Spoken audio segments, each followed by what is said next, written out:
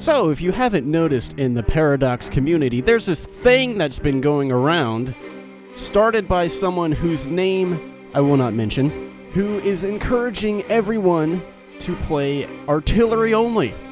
But I have something better than artillery only. It came to my attention that Tachanka is not just a character from Rainbow Six Siege. It is an actual weapon that the Russians used during World War I. Unfortunately, they became a bit outdated by World War II, but I figured, what if we brought them back and see maybe if we could actually win a war using only Tachankas? Unfortunately, a Tachanka is not actually in the game, but what I've done is designed my own custom unit to emulate what a Tachanka would be. I figured if you put horse plus cart plus man, that equals Tachanka. So now all we gotta do is rename this unit to Tachanka, and that makes it official. I've created a new unit in Hearts of Iron 4. We get a look at the Tachanka unit for the first time in action. The Japanese have been initiating some border clashes, and we'll see how well it does. So I'm a little bit worried right now. The border clashes are not going great so far, but they do outnumber us for now. Maybe if we get more troops in, we can turn things around. Hey, look at that! You just need some more troops, like I said. And Tachanka ain't half bad. The early signs of the Tachanka unit are actually quite promising. I'm looking forward to see what'll happen when the full war breaks out. All we gotta do is keep making sure we mass produce these things, and we'll be good to go. The fight, however, will not be coming against Japan anytime soon, as they have invaded China, and the entirety of China has formed the united front against them, which I'm guessing should keep them busy for a while. Well, Christmas seems to have come early for the Czechs this year, as the British, for once, decided that they're gonna help them. However, France decided to leave them on their own, so unless the British can manage to invade Germany all by themselves, well, Czechs probably await the same fate they always do. It's all kicking off now. Not only have we managed to execute every worthwhile soldier in the Red Army, Germany has invaded Yugoslavia, and now France decides to get involved. So now all that's left for us to do is to escalate this thing even further. Well, Mussolini's actually beat me to the punchline on this one. But we're still going to start doing the focuses that will allow us to start going commie crazy. Since Poland had actually earned themselves a guarantee from the UK, I'm just going to attack Latvia instead and draw Poland into the war because of their alliance. You gotta love those political loopholes.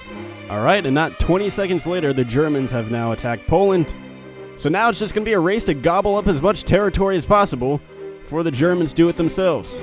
Alright, I've now started questioning the capabilities of my Tachanka unit once again, as we've made pretty much zero progress, while the Germans have already made it all the way across Poland. I'm starting to get worried about what would happen if the Germans attack us. Hey, I still got Latvia from the peace deal. Woo! Latvia. How the hell did Estonia get off? I'm gonna go ahead and take this for myself. There we go, now it looks like it was actually a worthwhile war.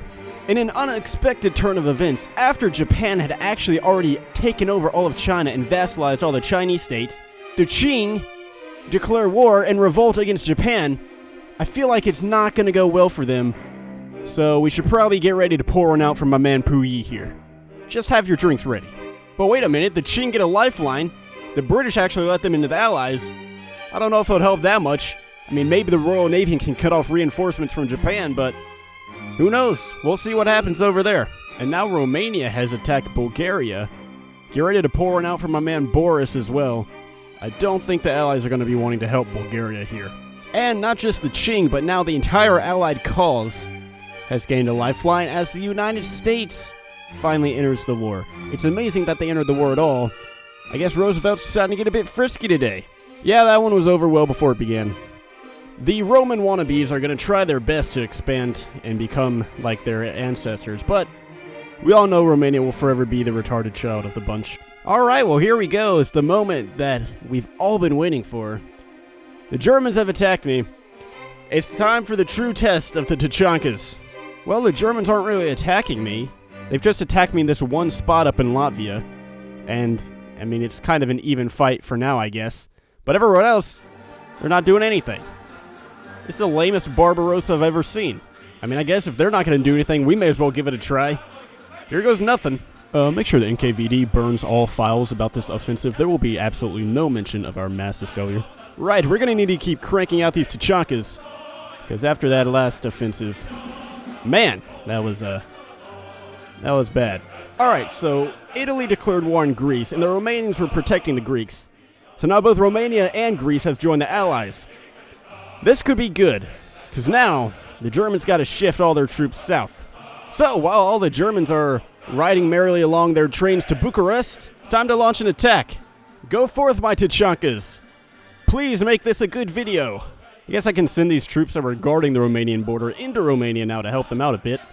Because when you have an opportunity to fight in someone else's country, always take that opportunity. Because of the massive blunder on the German part by replacing almost all of their troops on my front line and sending them down south, well, now we've actually been able to push forward with our Tachankas. And really, once we started pushing them back a little bit and had them on the ropes, it hasn't really stopped. These things aren't half bad. We're plugging right along, more so in the north than the south. We've already taken over Lithuania, and we're starting to push into Poland a bit more.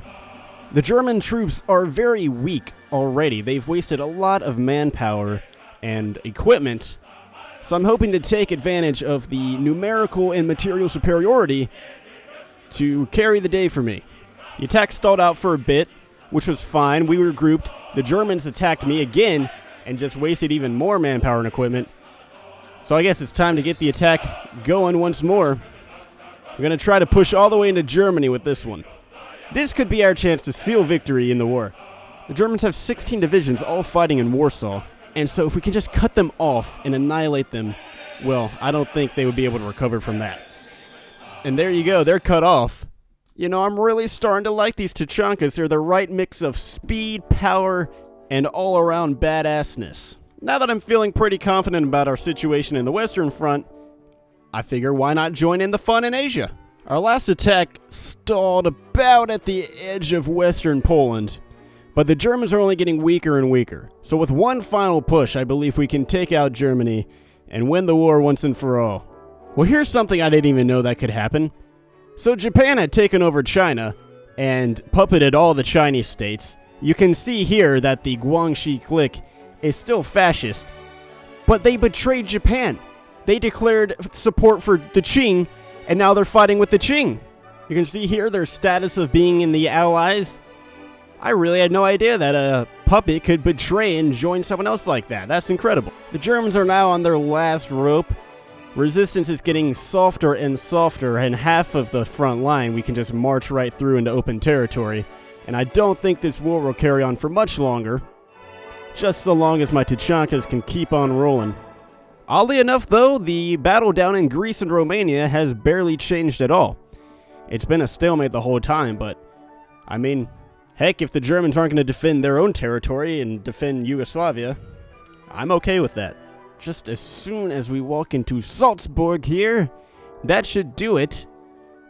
And there we go. Tachanka's declaring victory over the Germans. Italy's been almost taken over by the United States. That war should end soon. The Allies in the Comintern have won. You know, at first I had my doubts about these Tachanka units, but I'm going to have to go ahead and give them my seal of approval. They did pretty well. I mean, the Germans made a few tactical mistakes that I took advantage of, but those Tachankas held tough for a while. Oh, and by the way, I'm sick of seeing all this artillery-only bullshit in my comments, so as a matter of retribution, how about you all go spam Tachanka only in everyone else's comments? That'd be cool. Thank you for watching. Hope to see you in the next one. Also, shout out to Mickey Sauce for being a top-tier Patreon supporter.